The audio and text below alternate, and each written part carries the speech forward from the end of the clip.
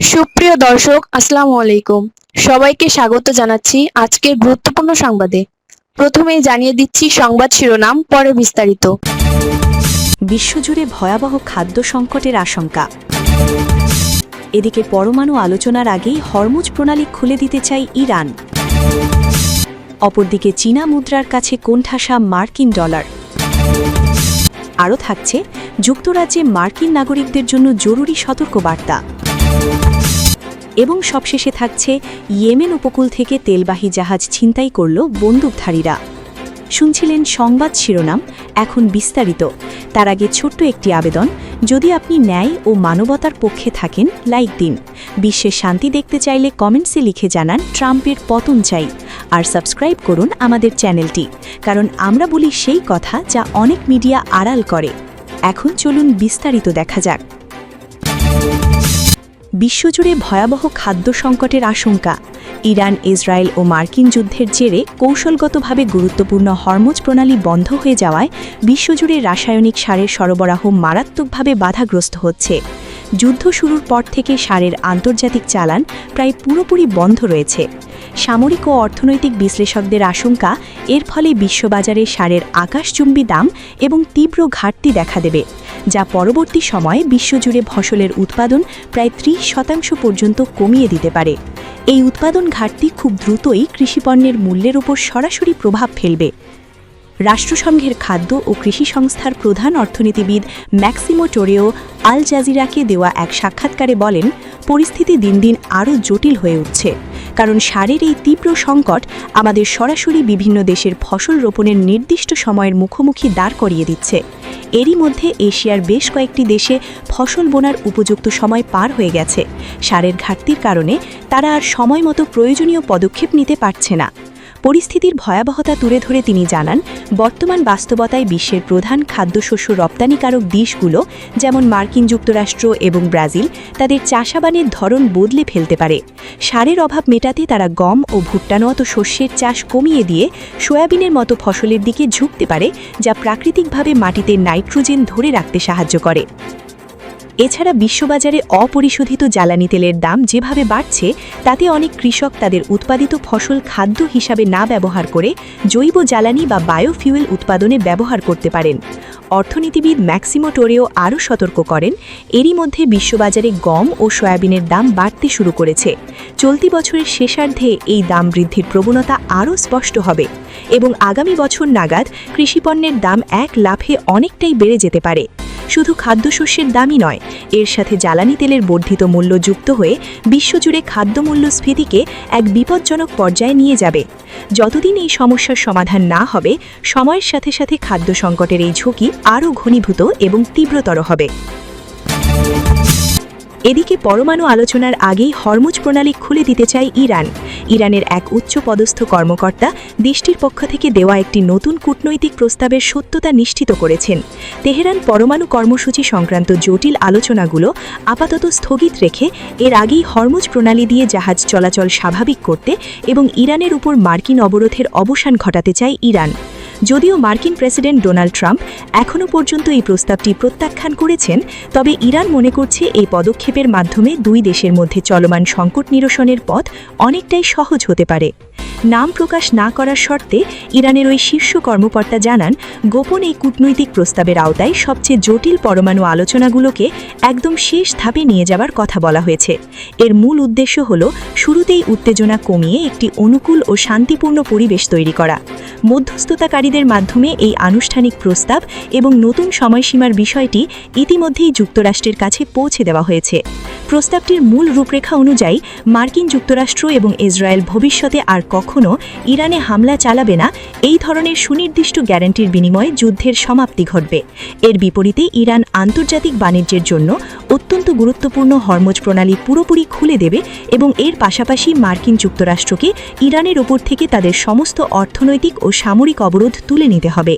Iran মনে করছে পরমাণু বিষয়টিকে আলোচনার শেষ ধাপে রেখে প্রথমে বাণিজ্য ও নিরাপত্তা পরিস্থিতির উন্নতি করা গেলে তা দুই পক্ষের জন্যই ইতিবাচক হবে। তবে প্রেসিডেন্ট ট্রাম্পের প্রাথমিক প্রত্যাখ্যানের কারণে এই প্রস্তাব এবং মধ্যপ্রাচ্যে শান্তি ফিরিয়ে আনার এই প্রচেষ্টা কতটুকু সফল হবে তা নিয়ে এখনও বড় ধরনের অনিশ্চয়তা রয়েছে। অপরদিকে চীনা মুদ্রার কাছে কোণঠাসা মার্কিন ডলার। বিশ্ব বাণিজ্যে মার্কিন ডলারের আধিপত্য কমিয়ে নিজেদের মুদ্রা ইউয়ানের ব্যবহার বাড়ানোর ক্ষেত্রে চীন আরেকটি বড় সাফল্য অর্জন করেছে। দীর্ঘদিন ধরে বিশ্বজুড়ে খনিজ লোহার বাজার সম্পূর্ণভাবে ডলারের নিয়ন্ত্রণে থাকলেও এবার সেখানে বড় ধরনের ফাটল ধরালো বেইজিং। বিশ্বের সর্ববৃহৎ খনি কোম্পানি অস্ট্রেলিয়ার BHP এর সাথে প্রায় 6 মাস ধরে চলা একটি কঠিন বিরোধের অবসান ঘটিয়ে এই সাফল্য অর্জন করেছে চীন। এতদিন পর্যন্ত BHP চীনের কাছে যত লৌহ আকরিক বিক্রি করত তার সবটুকুই ডলারে লেনদেন হতো। তবে নতুন চুক্তি অনুযায়ী এখন থেকে এর একটি অংশ চীনা মুদ্রায় পরিশোধ করা হবে। চীনের জন্য এটি একটি বিশাল প্রতীকী জয়, কারণ দশকের পর দশক ধরে চীন অন্য দেশগুলোর কাছ থেকে খনিজ সম্পদ কেনার ক্ষেত্রে নিজেদের মুদ্রার ব্যবহার বাড়ানোর চেষ্টা করে আসছিল। লোহার পাশাপাশি জ্বালানি তেলের বাজারেও এখন ডলার সরিয়ে চীনা মুদ্রার লেনদেন বাড়ছে।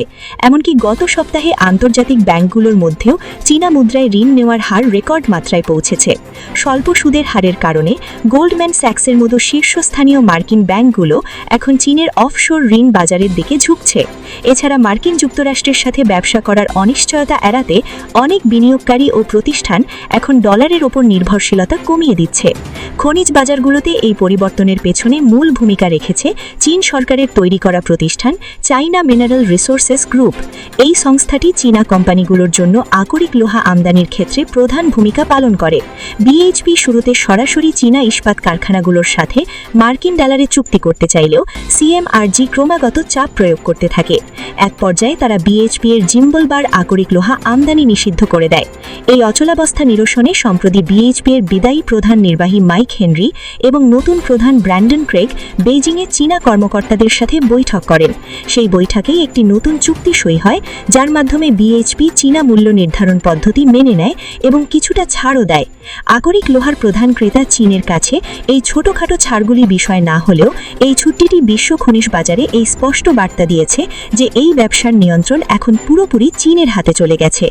লৌহ আকরিকের দাম নির্ধারণের ক্ষেত্রে এতদিন ধরে মার্কিন সংস্থা S&P গ্লোবালের প্ল্যাটস ইন্ডেক্স সবচেয়ে বেশি প্রভাবশালী ছিল, কিন্তু চীন সেই সূচকের পরিবর্তে তাদের নিজস্ব বেইজিং আয়রন ওর পোর্ট স্পট প্রাইস ইন্ডেক্স চালু করার দাবি জানিয়ে আসছিল।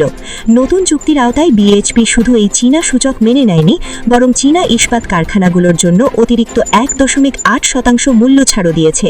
চীনা সংবাদ মাধ্যম কাইশিন জানায়, BHP এর জিম্বলবার আকরিক লোহার মূল্য নির্ধারণের ক্ষেত্রে এখন 51% চীনা মুদ্রা ইউয়ান এবং বেইজিংয়ের মূল্য সূচক ব্যবহার করা হবে। চীনের এই ধারাবাহিক সাফল্যের পর ধারণা করা হচ্ছে ভবিষ্যতে তাদের অন্যান্য খনিজ আমদানির ক্ষেত্রেও রেনমিনবিতে লেনদেনের সুযোগ আরও বৃদ্ধি পাবে।